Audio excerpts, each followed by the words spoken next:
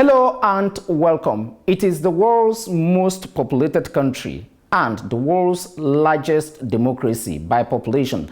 I'm talking about India, one of the nations in the world with a nuclear weapon, yet to be a permanent member of the United Nations Security Council, but a key player in the geopolitics of the global economic mantle.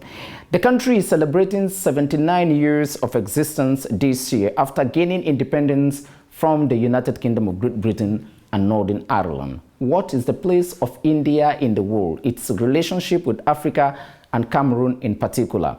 To discuss these and others, my guest is the Indian High Commissioner, Extraordinary and Plenipotentiary to Cameroon.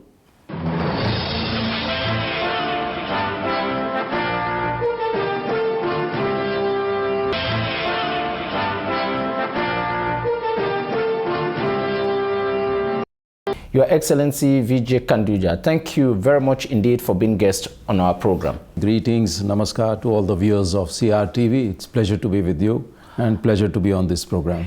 This year you are celebrating the 79th birthday of India, one of the world's most important country located in Asia since your independence. Just tell me, under which context are you marking the National Day this year, each August 15? Yes, I think it's an occasion every year to remind us of the sacrifices made by our forefathers. The movement that was actually taken forward by the people's participation. 2 days ago we celebrated Swadeshi movement. Swadeshi is use domestic products, use made in India products, and that movement started in 1905. This was a symbol of pushing back against colonialism because in those days a lot of fabric was coming from the UK. India had a very big textile market which was destroyed because of colonialism. So Mahatma Gandhi revived this movement and everybody started spinning, weaving their own clothes and wearing that, and as a result we were far less dependent on imports. And this, as I said, was not just a symbol of economic independence, but it was also a symbol which actually made people realize that in their own small way they can contribute. So we are celebrating, as you rightly put, this is a time of global turmoil. There are pressures on economic sovereignty and all that. So it stands, I think, as things change, they remain the same, as it is, famously said. It means that one of the key areas or themes for this year's Indian Independence Day is to look at the economic sovereignty of the nation at a time when the global economic space is very tight with all the reforms going on. When you are talking about the movement launched by Mahatma Gandhi, one of the founding fathers of your country. How much economic miracles have you undertaken over the years to ensure your sovereignty? Of course, the textile industry, we're talking just one important. You can talk of technology today. Yes, definitely. Let me put it in the context. One is we are not against internationalization. We are not against collaboration, free trade, everything. At the same time, you cannot compromise on your economic sovereignty. Without economic sovereignty, political sovereignty is nothing. So that is one context. While we advocate the use of our own products, at the same time we collaborate with the world. It's an interdependent world. We cannot be going on solo. And as for India's place, I think we have traveled quite a distance. From being a very poor country, we have come a long way. We are a $3 trillion plus US dollar economy. We are a member of the G20. And we are an important contributor to global development goals also. We take the countries of the South together with us in our journey. And that's where India stands right now.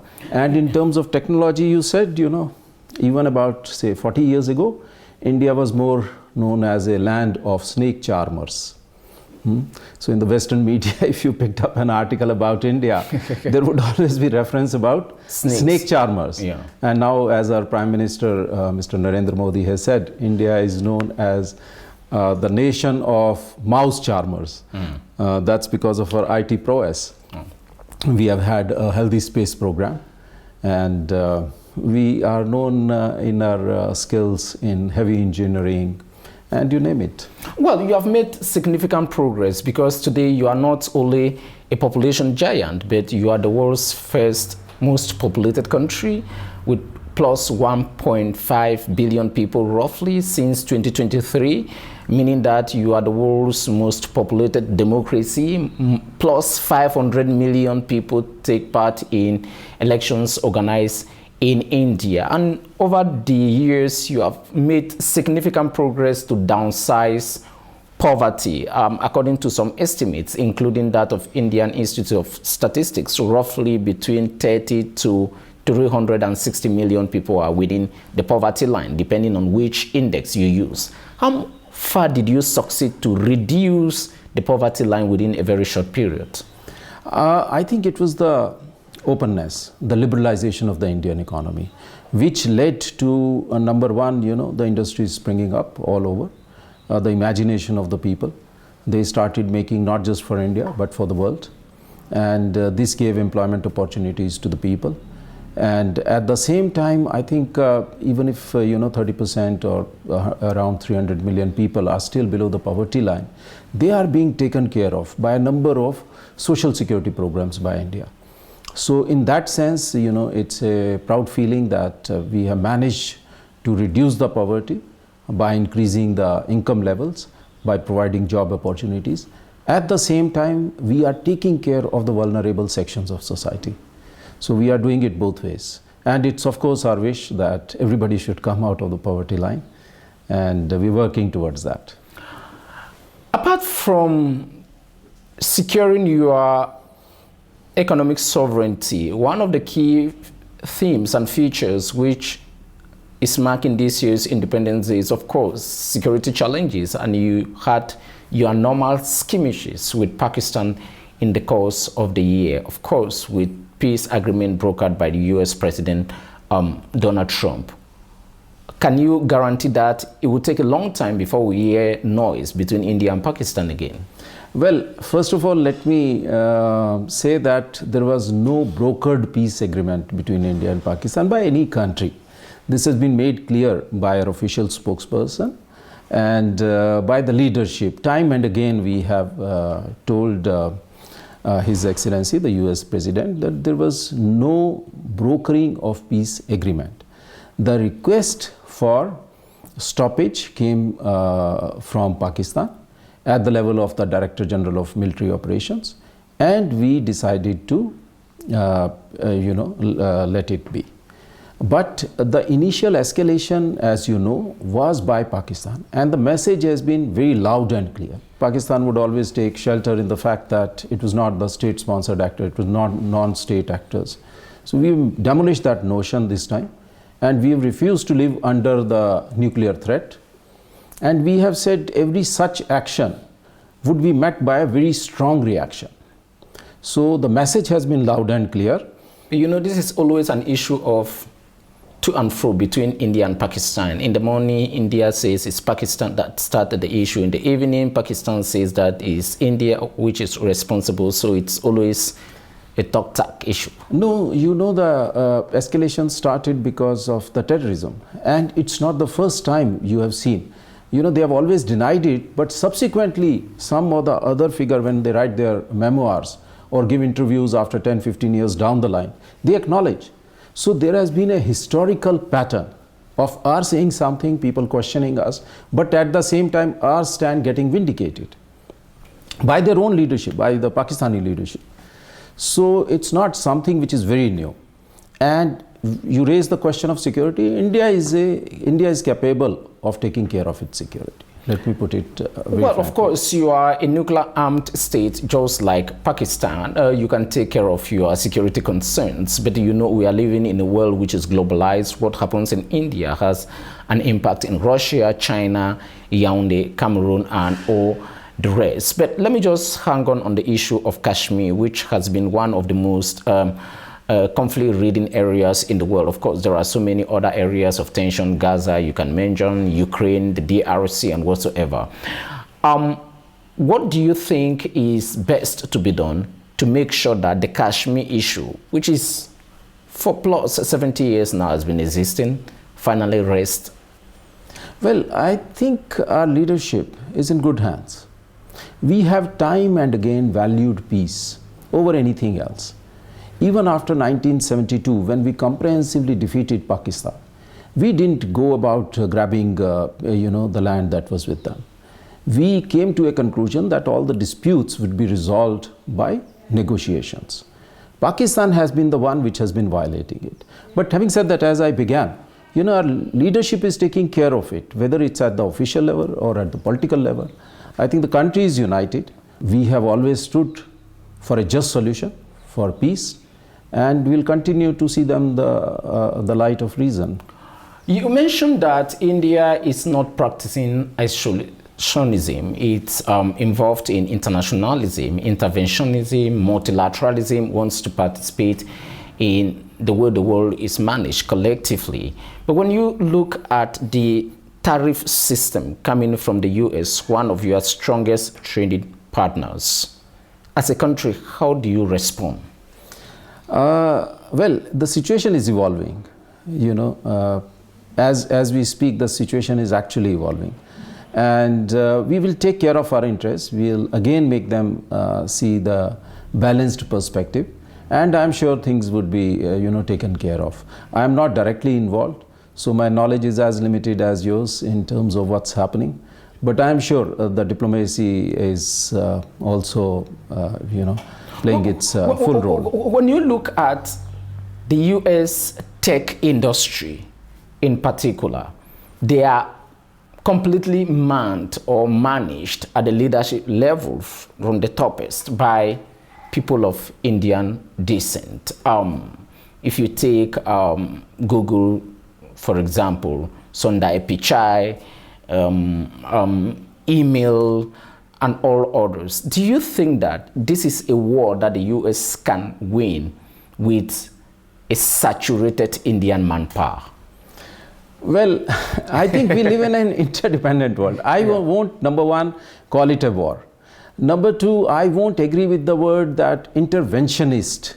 We don't like interventions. We Not like in to the military deal, sense of the word. Well, even in terms of the trade disagreements, we like to participate and put across our point of view. We want to see them the reason, and I'm sure in this case also we would succeed. We would. It's not going to be, we don't want it to be like a war, like a no-win situation. It has to be like a mutually beneficial relationship. It has always been a mutually beneficial relationship, and that would be our endeavor to continue it. Do you think that in any form you are an experienced Indian diplomat, in any form, when you look at the increasing number of tariffs imposed on Indian products entering the US market, are you afraid of the fundamentals of the Indian economy cracked? Or you say, okay, we'll trade with Russia, we'll trade with China, we'll trade with Malaysia, we'll trade with the UK, one of your strongest commercial partners? No, you see, Indian economy is diversified. Having said that, I don't mean that one country's actions don't affect other countries' action. Okay. But at the same time, I don't see a catastrophic situation. Okay. We are capable of managing our economy. We are capable of managing the trade. We are capable of coming out with some positive responses, which would minimize the impact of the sanctions. So we continue to take all necessary actions. At the same time, we continue to engage with the countries that be. One of the geographical areas where you have had a strong presence over the past 25 years is Africa. First, on the economic front, your trade volume is nearly $100 billion today. What are the key areas of trading with Africa? First of all, not 25 years. I think it's over 125 years that we have had presence in Africa. I was posted to Zimbabwe, and the history of the Indian diaspora over there is 125 years. and much more so in many other countries, including Tanzania, Kenya, South Africa. So our relationship goes back in time. In fact, Mahatma Gandhi, if you see, he was in South Africa in the 1800s. So it's not a relationship which is new. It's a relationship which is very old, which has contributed both. Our diaspora has contributed in Africa. At the same time, we have benefited from our relationship with Africa. And coming to trade, yes, the trade is very healthy, and it's generally in favor of Africa, except a marginal favor here and there to India. So this is a relationship which is beneficial. A number of leaders from Africa were proud to call themselves Gandhian, whether it was Nelson Mandela or Julius Nyerere. That means they were influenced by the philosophy of Mahatma Gandhi. And the ITEC program, the non-violence philosophy. Non-violence philosophy. And we provided, of course, political support also, be it at the UN, be it in bilateral. Let's come back to the economic front. What do you import most from Africa, and what does Africa import most from India? When you say what does India import, I think it's always complementary. There may be some minerals required which are imported, the petroleum products required which are imported by India. At the same time, wherever we have comparative advantage, be it the machine tools, machinery, engineering goods, be it textiles, pharmaceuticals. So it's a relationship which is governed by mutual economic advantages, and it's being done mostly by the private sector. One of the areas where India and Africa meet is, of course, the India-Africa Summit, which is the highest level of understanding between both sides to discuss a wide range of issues: political, cultural, academic, cooperation, security, intelligence, technology, and the list goes on. For some time now, it seems the gathering is put in the cupboard. Is that the case? No, not at all. You see, that is one of the forums, which I agree took place in 2015 last. But that doesn't mean our relationship with Africa is not thriving less because of this particular forum. Why are you unable to organize another? We'll organize. There are several ideas which are being floated. Well, I know that the basic idea you bring is that, okay, maybe it was a 4-year time period. COVID came in. We had to hold. I understand that. Is that logical? Well, that is also logical. But at the same time, we held G20 during our presidency. We advocated the permanent membership for Africa. A number of African countries participated also by virtue of their being in G20. The G20 is not the India-Africa Summit. That is what I'm talking about. But at the same time, we took into account the viewpoints of all the African countries.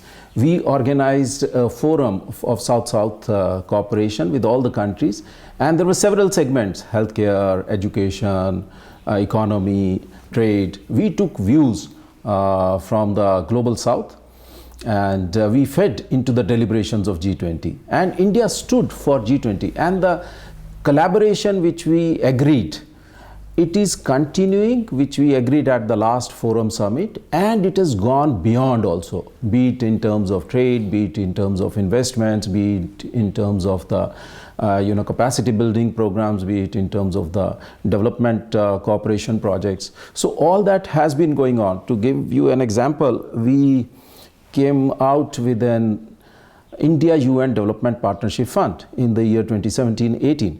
And all these projects are for countries of the South, mainly in Africa, Latin America, and the Caribbean.